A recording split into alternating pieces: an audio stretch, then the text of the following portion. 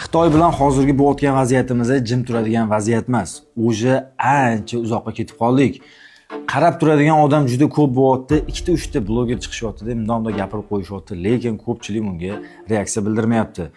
Aslini aytadigan bo'lsak, o'zi bildinglar, askiya bozori bosildi, Abu Sahiyni berib qo'ydi, yana tillakonlar o'zi katta joylarni egallash boshlashyapti. O'zimni sohamdan kelib chiqib gapiradigan bo'lsam, nedvijining sohasida uy-joy olib-sotishida ko'p joylarni xitoyliklar sotib olishga harakat qilishyapti. 100 ming bo'lsa 200 ming taklif ham qilishyapti. O'sha joyni olishyapti. Hop o'sha sotib olingan yerlarni o'zidan o'zi xitoyliklar kelib, joyi egasiga, yeri egasiga pul taklif qilib deb o'ylayapsizlarmi?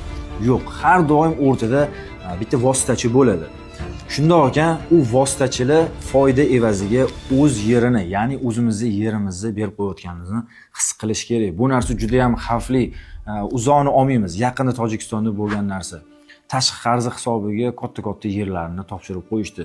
Xitoyliklar qayerga kirib kelayotgan ekan, mana kartamizni ko'rishingiz ham mumkin. Hamma yoq qizil bo'lib ketdi. Yana qancha kutishimiz kerak, qancha joyimizni berishimiz kerak. Undan tashqari iqtisodiy bozorimizga ham ta'siri bor. Ko'ryapsizlar, to'g'ri ishchi kuch ko'payishi mumkin, arzon tovarlar taklif qilishligi mumkin, lekin bu vaqt o'tgan sayin juda ham yomon oqibatlarga olib keladi. Nimaga desanglar, xitoyliklar kirgandan keyin albatta yoki arzon ishchi yoki o'zini xalqini olib kirib o'sha yerda ishlatishni xohlaydi. Bu narsa boshqa davlatlarda ham kuzatilgan. Xo'p, shundoq ekan, endi biz qanaqa yo'l tutishimiz kerak? Nima qilsak xitoyliklarga povod berib qo'ymaymiz degan savolga men bitta shaxsiy o'zimni javobimni bera olaman.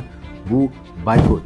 Chunki boykotni ko'rdinglar kuchini, butun dunyodagi katta kompaniyalar ham katta minuslarga kirib ketishdi. To'g'ri, bu narsa bizani qanaqadir iqtisodiyotimizga ta'sir qilishi mumkin, lekin o'zligimizni, ya'ni O'zbekiston xaritasini boshqa davlatga berib qo'ymaymiz. Bu videoni ko'proq odamga tarqatinglar, like shart emas, ko'proq odam ko'rsin, bilsin, xabardor bo'lsin. O'zbekistonimizni saqlab qolaylik.